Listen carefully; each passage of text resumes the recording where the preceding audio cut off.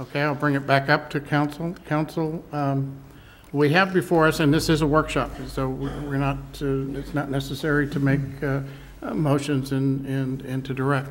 I'd like to get some feedback from council in terms of what their feelings are regarding the proposed reductions that have been presented, with my understanding an implementation of March 1st. So that's both position or furloughs and obviously service cuts. Well, having been looking at this now for a few weeks and being exposed to it since late last week, it's clear that our hands are tied. We have to do something. We can't just wait around. And I would encourage our city manager to continue to speak with our people that are represented, to continue to negotiate with them to see if there are any other ways that we may decide on how to do this. I basically support the plan of these reductions. I'm concerned that they will be revisiting this again at some point. If the issue of our economy doesn't continue to, if it continues to go the wrong direction, I think we have to be positive, and we have to realize that the city manager has met with employee groups for a number of weeks. Am I correct? And the employee groups that I see here have spoken for the program, for the plan, with the exception of our one group that would like to see us review the possibility of some golden handshakes or some early retirements or something of that effect. I'm not sure that would work. I'm not sure that you can't force people to retire. You can give them incentives, but they may not take the incentive, and I don't even know what that would cost, and I think we'd have to know that before we would jump on that bandwagon. We do know what this is going to cost. We do know that we have to make these cuts, and I'd prefer that they not be draconian in nature, so that we just kind of arbitrarily cut across the board and not care where that lands.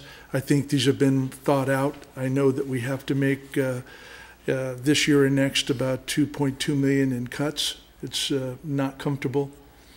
Certainly we'd like to be building rather than taking apart, but it looks like it's an economy that's out of our control.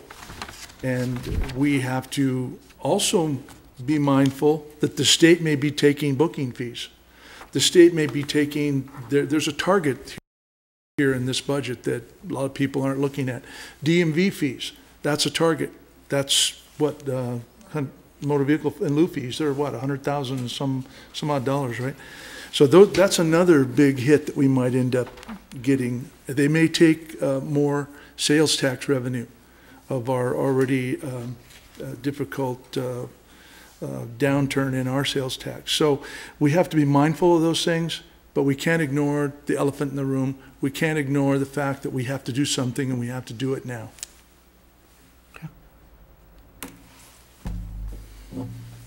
Okay. The cuts that are in here are necessary. It's certainly a lot of time, a lot of effort. Nancy, thank you for all that you have done to bring this together. I really look forward to the final result when you and the union, Local 1, can get together and get everything worked out, because I think there may be some real options that would work that then we have something to vote on. I wouldn't feel comfortable voting on something until we do have all of that worked out, because it's a little uncomfortable to say, well, yes, this is a yes, I vote yes, and then not to know what have those options still kind of dangling out there as possibilities, and you don't really know what's going to happen. We don't know what the state will do and the speed with which they're working on the budget. We may be in fiscal year 2010 before we find out, but they're certainly not hurrying. I think we can get it done faster than the state's doing it. I think we're more efficient than they are. Councilman Chairman? I don't know. I have one question. On page 11, budget details summary, it lists city council, city manager recommended reductions of $8,100. What are those reductions exactly? I didn't see them anywhere. Page 11, Mike? Page 11, yes. Where's it? The first Very top? line? Very first line, yes. Line 111. I'm wondering what the $8,100 Okay. Sure. is. That was the reduction in the Sure, in we the can, cafeteria if you benefits, go wasn't it? to, no, if you go to the general fund on page 12, it's, if you look, it's like the responsibility code is 111, so the first cut is $600 for the mayor's conference, that's one item. The next one is $7,500 for dollars for other agencies. And these are monies, oh, I know exactly what the $7,500 is. I'll have Jeff identify that. This is something that you want to talk about. This is the community groups. This is the money that we haven't allocated. We had $15,000 budgeted, right, and this is eliminating the other $7,500.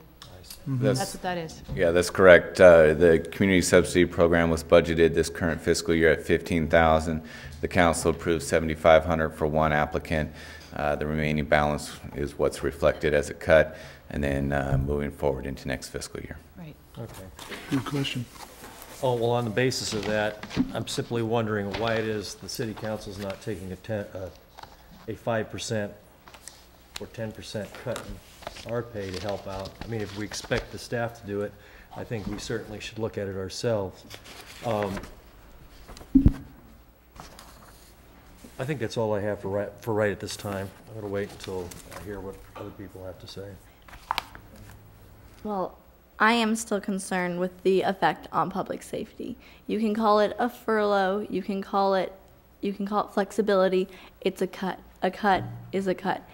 And you can sit up here and we can cut a community service officer or reduce hours and we can say everyone's agreeing, but what people notice is the minute or two that it may take longer for a police officer to get there is hours in the case of an emergency. And you can say that it's not going to affect time now. Crime is going to continue. Brought up a point, if one person gets injured and you're already cutting 5% of their pay, 96 of their hours, it's a cut. I said I wouldn't support any cuts on police and fire. I'm not supporting any cuts on police and fire in this budget. Okay. First of all, I want to thank not only our management staff but our employees. They have stepped up to the plate. They recognize the severity of the situation from a fiscal standpoint. And you don't often see where labor and management come together and work collegially together to make recommendations for budget cuts. They are painful. This is going to be, a very painful time to be sitting up here in this dais. But the fact remains that we have to make decisions, and they're going to be difficult decisions. And I think we've certainly taken a giant step forward. Is that the end of the discussion? No. Is there more discussion that needs to take place? Absolutely. We've heard some things tonight that require some further investigation, further discussions, because they are labor-related issues, and then we do have negotiated contracts, and we have to negotiate, we have to bargain when we have to change those agreements. So my sense is this is the beginning. We must continue to work forward. We obviously are not going to make decisions here tonight, and we need to continue to look where we can to reduce expenditures. So unless somebody has anything, that's not been mentioned, and I'll get to you in just a moment, then speak now and then forever hold your peace, if you will. But Mr. Chairman. Well, the Vice Mayor held up his hand. Did you want to say something first?